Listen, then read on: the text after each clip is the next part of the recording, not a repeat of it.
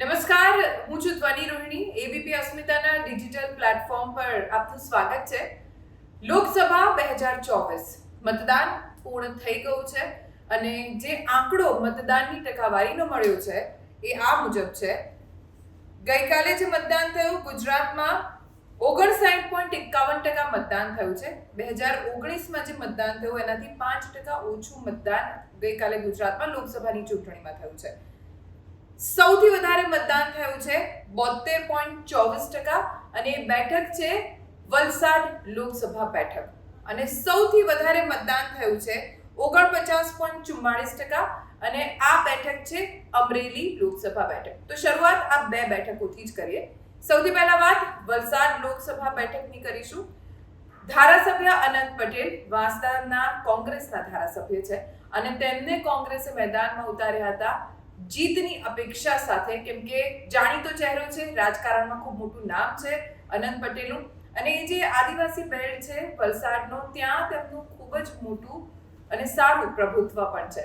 તો બીજી તરફ ભારતીય જનતા પાર્ટીના ઉમેદવાર ધવલ પટેલ, શિક્ષિત યુવા, એટલા જાણીતા ચહેરા નથી પણ ભારતીય જનતા પાર્ટીના વિકાસ કાર્યો થકી વોટ અત્યાર સુધી તેમણે માંગ્યા પ્રચાર દરમિયાન.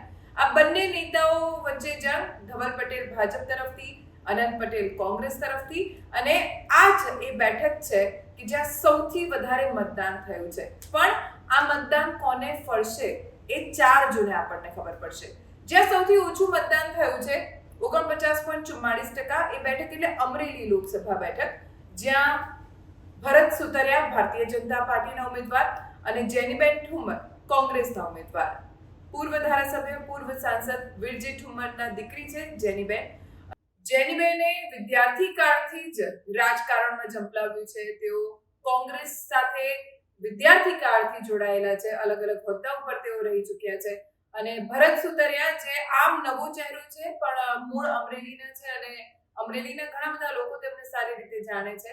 આ બંને વચ્ચેની ટક્કર કેટલી રસપ્રદ રહેશે અને આ જે ઓછું મતદાન થયું છે કયા કારણોસર થયું છે અને આ ઓછું મતદાન કોના પક્ષમાં જઈ શકે છે એ આપણે 4 જૂને જાણીશું. કેમ કે આ બે બેઠકો એવી છે કે જ્યાં સૌથી વધારે અને સૌથી ઓછું મતદાન થયું છે, એટલે સૌ કોઈની નજર આ બે બેઠકો ઉપર તો રહેવાની જ છે. એ સિવાય આ ચૂંટણીમાં સૌથી વધારે ચર્ચાસ્પદ કઈ બેઠકો રહી એની ચર્ચા આપણે કરીએ. સૌથી વધારે ચર્ચા થઈ હોય તો એ રાજકોટ લોકસભા બેઠક છે. આપણે સૌ કોઈ જાણીએ છીએ કે રાજકોટ લોકસભા બેઠક ઉપર શું થયું. અમરેલીના બે ચહેરા, મૂળ વતની અમરેલીના પરસોત્તમ રૂપાલા અને પરેશ ધાનાણી. એ પરસોત્તમ રૂપાલા કે જે પહેલા પરેશ ધાનાણીની સામે હાર ભોગવી ચૂક્યા છે વિધાનસભાની ચૂંટણીમાં, અને કોંગ્રેસના ઉમેદવાર પરેશ ધાનાણી, બંને કવિ હૃદય. પરેશ ધાનાણી અમરેલી વિધાનસભાની ચૂંટણી હતી એ વખતે એક વખત પરસોત્તમ રૂપાલાને હરાવી ચૂક્યા છે. બંને વતની અમરેલીના, પણ ચૂંટણી બંને સામસામે લડી રહ્યા છે રાજકોટ લોકસભા બેઠક ઉપર. કેમ કે પરસોત્તમ રૂપાલા ચૂંટણી લડી રહ્યા છે રાજકોટ બેઠક ઉપર, એટલે પરેશ ધાનાણી કોંગ્રેસમાંથી ચૂંટણી લડી રહ્યા છે. એનું કારણ રાજપૂત અને ક્ષત્રિય સમાજના લોકોનો રોષ, જેમણે એ માંગ કરી કે પરસોત્તમ રૂપાલાને રાજકોટ બેઠક ઉપર ટિકિટ ન મળે. કારણ રહ્યું પરસોત્તમ રૂપાલાનું એક નિવેદન, જેના કારણે વિવાદ થયો અને જેના કારણે ક્ષત્રિય રાજપૂત સમાજ રોષે ભરાયો. પહેલા પરસોત્તમ રૂપાલાનો વિરોધ થયો, બાદમાં ભારતીય જનતા પાર્ટીનો વિરોધ થયો, કેમ કે ભાજપે પરસોત્તમ રૂપાલાની ટિકિટ અહીંયાથી રદ ન કરી, પાછી ન ખેંચી. પરસોત્તમ રૂપાલાને જ યથાવત રાખ્યા રાજપૂત ક્ષત્રિય સમાજના વિરોધ પછી પણ. કોંગ્રેસ પછી પિક્ચરમાં આવ્યું. આ વિરોધનો ફાયદો કોંગ્રેસને ઉઠાવવો હતો, એટલે સ્વાભાવિક રીતે જ કોંગ્રેસ માટે દિગ્ગજ, મજબૂત, લડાયક નેતાની જરૂર હતી, જે રાજકોટમાં કોંગ્રેસ પાસે નહોતો. એટલે અમરેલીથી પરેશભાઈને લાવ્યા, કેમ કે અગાઉ જેવી રીતે મેં કીધું કે વિધાનસભાની ચૂંટણીમાં પરેશભાઈ પરસોત્તમ રૂપાલાને હરાવી ચૂક્યા છે. પરેશભાઈને મનાવવામાં આવ્યા, કેમ કે અગાઉ પરેશભાઈએ ના પાડી હતી કે તેઓ ચૂંટણી નહીં લડે, પણ છતાં જેમ તેમ કરીને કોંગ્રેસે પરેશ ધાનાણીને મનાવ્યા અને બંને કવિ હૃદય વચ્ચે આ ચૂંટણીમાં જંગ જામ્યો. રાજકોટમાં મતદાન કેટલું થયું એની જો વાત કરીએ તો આંકડા જે મળ્યા છે તે મુજબ રાજકોટ લોકસભા બેઠક જે આ ચૂંટણીમાં સૌથી ચર્ચાસ્પદ બેઠક રહી છે, ત્યાં 59.60% મતદાન થયું છે. 2019માં આ બેઠક ઉપર થયું હતું 63.15% મતદાન, એટલે 3.55% જેટલું મતદાન રાજકોટ લોકસભા બેઠક ઉપર ઓછું થયું છે.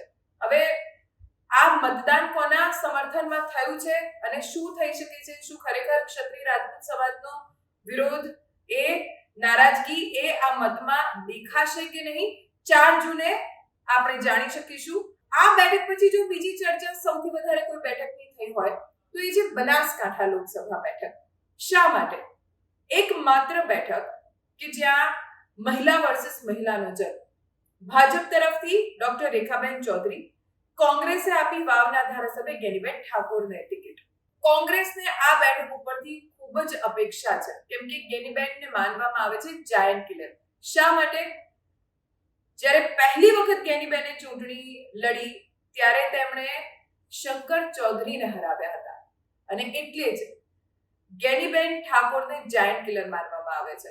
આપણે સૌ કોઈ જાણીએ છીએ કે બનાસકાંઠા લોકસભા બેઠક ઉપર સૌથી વધારે પ્રભુત્વ ઠાકોર સમાજના મતદારોનું છે અને ત્યારબાદ બીજા નંબર પર આવે છે ચૌધરી સમાજના લોકો. ઠાકોર વર્સિસ ચૌધરીનો આ જંગ છે. બહુ ફરક નથી મતદારોમાં, ઠાકોર અને ક્ષત્રિય સમાજના 50,000 જેટલો ફરક હશે, પણ એ વાત સ્પષ્ટ છે કે જે મતદાન બનાસકાંઠા બેઠક ઉપર થયું છે એ કોઈને હરાવવા માટેનું નથી થયું. શા માટે? ગેનીબેન ઠાકોર એક એવો ચહેરો છે કે લડાયક ચહેરો છે કે જે હંમેશા મુદ્દાઓ ઉઠાવતો રહ્યો છે. પછી વિધાનસભા જ કેમ ના હોય, તેમનો હંમેશા લડાકુ અને લડાયક મિજાજ એ જનતાને ગમ્યો છે ને એટલે જનતાએ સતત બીજી વખત તેમને ધારાસભ્ય પદે ચૂંટ્યા છે. અને કોંગ્રેસને આ બેઠક ઉપર ગેનીબેનના કારણે જ, કોંગ્રેસના કારણે નહીં, માત્ર ને માત્ર ગેનીબેનના પ્રભુત્વના કારણે જ અપેક્ષા છે કે આ બેઠક ઉપર કોંગ્રેસ સારું પ્રદર્શન કરી શકે છે. જીતવું ના જીતવું એ પછીની વાત છે, પણ સારું પ્રદર્શન આ બેઠક ઉપર કોંગ્રેસનું રહી શકે છે. બીજી તરફ છે ડોક્ટર રેખાબેન ચૌધરી, શિક્ષિત અને પહેલી જ વખત ચૂંટણી લડતા રેખાબેન. રાજકારણનો રેખાબેનને કોઈ અનુભવ નથી. તેઓ પહેલી વખત ચૂંટણી લડી રહ્યા છે અને એ પણ સીધી જ લોકસભાની ચૂંટણી. બનાસ ડેરીના જે સંસ્થાપક રહ્યા છે ગલબાભાઈ ચૌધરી, એમના પૌત્રી છે રેખાબેન ચૌધરી. અને ચૌધરી સમાજ જેવી રીતે કહ્યું કે પ્રભુત્વ બનાસકાંઠામાં આ સમાજનું પણ સારું છે. અને મહિલા વર્સિસ મહિલાનો આ જંગ ખૂબ જ રસપ્રદ પ્રચારમાં પણ આપણે જોયું છે કે પછી ક્યાંય ઘૂંઘટ ઓઢીને પ્રચાર કરવાની વાત હોય કે પછી ભાવુક થવાની વાત હોય, ખૂબ જ રસપ્રદ પ્રચાર બંને પક્ષે રહ્યો છે ભાજપ કોંગ્રેસ. એટલે અહીંયા શું થઈ શકે છે એ કળવું મુશ્કેલ છે. એટલે જ આ બેઠક ઉપર પણ ખૂબ નજર સૌ કોઈની રહી છે, રાજકીય વિશ્લેષકોની પણ, ત્યાં સ્થાનિકોની પણ, દરેક ન્યૂઝ ચેનલની, કે અહીંયા શું થઈ શકે છે. ગેનીબેન ઠાકોર જીતશે કે પછી રેખાબેન ચૌધરી જીતશે, દાવા સાથે કહેવું એ હાલ મુશ્કેલ છે. 4 તારીખે જ્યારે મતગણતરી થશે ત્યારે ખબર પડી જશે. મતદાન કેટલું થયું છે આપણે જણાવી દઉં. બનાસકાંઠા લોકસભા બેઠક ઉપર 68.44% મતદાન થયું છે. 2019ની ચૂંટણીમાં 64.68% મતદાન થયું છે. અને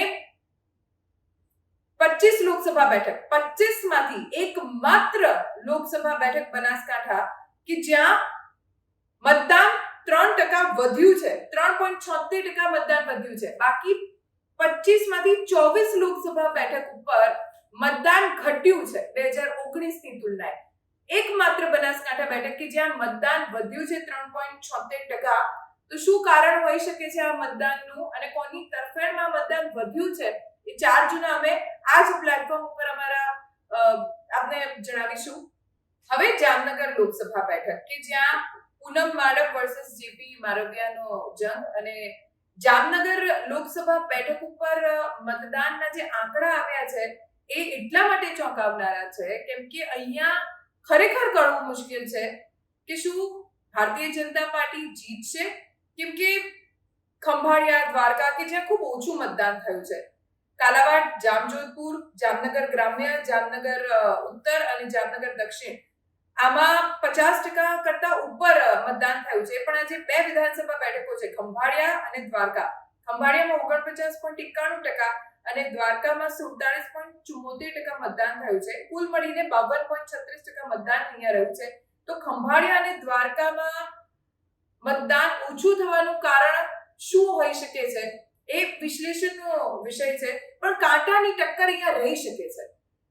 જામનગર લોકસભા બેઠક ઉપર પૂનમબેન માડમ એક આહિર સમાજનો ચહેરો 2012માં કોંગ્રેસમાંથી ભારતીય જનતા પાર્ટીમાં આવ્યા અને સીધી જ ગણતરીની મિનિટોમાં જ એમને વિધાનસભાની ટિકિટ મળી ગઈ હતી અને સાંસદ તરીકે પણ ખૂબ જ સારી કામગીરી પૂનમબેન માડમે કરી છે. વિસ્તારના લોકો માટે ઘણા કામો કર્યા છે અને પૂનમબેન માટે એવું કહેવાય છે કે ગમે તેટલા વાગે પૂનમબેનના દરવાજે તમે ખખડાવો એટલે તમને મદદ મળે છે. તો બીજી તરફ છે જેપી મારવિયા લેઉવા પાટીદાર સમાજનો ચહેરો છે. 22 વર્ષથી કોંગ્રેસમાં સક્રિય છે અને રાજકારણનો તેમને અનુભવ પણ છે, પણ ખૂબ જ પાતળી સરસાઈથી અહીંયા હાર જીતનો ફેસલો થઈ શકે છે તેવું રાજકીય વિશ્લેષકોનું માનવું છે. સુરેન્દ્રનગર લોકસભા બેઠક જ્યાં કોંગ્રેસે ટિકિટ આપી છે પૂર્વ ધારાસભ્ય ઋત્વિકભાઈ મકવાણાને અને ભાજપે ટિકિટ આપી છે ચંદુભાઈ શિહોરાને. પ્રધાનમંત્રી નરેન્દ્ર મોદીએ પણ જનસભા સંબોધવા માટે ગુજરાતમાં સુરેન્દ્રનગરને પસંદ કર્યું હતું, કેમ કે સુરેન્દ્રનગર એક તો સૌરાષ્ટ્રનો પ્રવેશ દ્વાર, અહીંયા સૌથી વધારે ક્ષત્રિય સમાજના લોકો છે, પાટીદાર સમાજના લોકો છે અને જે એમ કહી શકાય કે જે કોઈનું પણ ભવિષ્ય બદલી શકે છે એવો સમાજ સૌથી વધારે કોઈ હોય તો કોળી સમાજ. એમાં પણ અહીંયા જ્ઞાતિગત સમીકરણની સાથે સાથે પેટા જ્ઞાતિગત સમીકરણ પણ ખૂબ અસર કરે છે. ઋત્વિક મકવાણા અને ચંદુભાઈ શિહોરા બંને કોળી સમાજના ઉમેદવારો છે. એક છે તળપદા કોળી સમાજના ઉમેદવાર જે ઋત્વિકભાઈ મકવાણા અને બીજા છે ચુવાડિયા કોળી સમાજના ઉમેદવાર જે છે ચંદુભાઈ શિહોરા. સૌથી વધારે તળપદા કોળી સમાજના લોકો સુરેન્દ્રનગરમાં રહે છે એટલે ઋત્વિકભાઈ મકવાણાને એક એ આશા છે કે તળપદા કોળી સમાજ જો એક થશે તો તેઓ જીતી શકે છે. ચંદુભાઈ શિહોરા એ જ ભાજપ અને નરેન્દ્રભાઈ મોદીના નામે પ્રચારમાં મત માંગ્યા છે, કેમ કે ચંદુભાઈ એટલો જાણીતો ચહેરો નથી, મૂળ ખેડૂત છે અને ખૂબ સામાન્ય જીવન જીવે છે, સાદગી ભર્યું તેમનું જીવન છે. રાજકારણનો અનુભવ ખરો. લોકસભાની ચૂંટણીમાં તેમણે પ્રચારમાં મુખ્યત્વે ભારતીય જનતા પાર્ટી અને નરેન્દ્ર મોદીના નામનો જ ઉપયોગ કર્યો છે, જ્યારે ઋત્વિક મકવાણા પોતે પૂર્વ ધારાસભ્ય રહી ચૂક્યા છે. તેમના દાદા જેઓ પણ સાંસદ તરીકે આ વિસ્તારમાં જનસેવક રહી ચૂક્યા છે, એટલે એક તો પારિવારિક સમર્થન પણ એટલું છે. તળપદા સમાજ કે જે સૌથી મોટો સમાજ છે સુરેન્દ્રનગરનો ત્યાંથી આવે છે. જો સમાજ એક થાય અને ક્ષત્રિયોની નારાજગી ભાજપ તરફી એનો ફાયદો ઋત્વિકભાઈને મળે તો એમને આશા છે કે આ બેઠક ઉપર તેઓ સારું પ્રદર્શન કરી શકે છે. પણ કોણ જીતે છે કોણ નહીં 4 જૂને મતગણતરી થવાની છે ત્યારે આપણે જાણી શકીશું. એબીપી અસ્મિતાના દરેક ડિજિટલ પ્લેટફોર્મ ઉપર આપ સચોટ, સાચી અને ઝડપી જાણકારી મેળવી શકશો. એબીપી અસ્મિતા ચેનલ પણ આપ YouTube ઉપર સતત લાઈવ જોઈ શકો છો. જો સબસ્ક્રાઇબ ન કર્યું હોય તો જલ્દી સબસ્ક્રાઇબ કરજો. નમસ્કાર.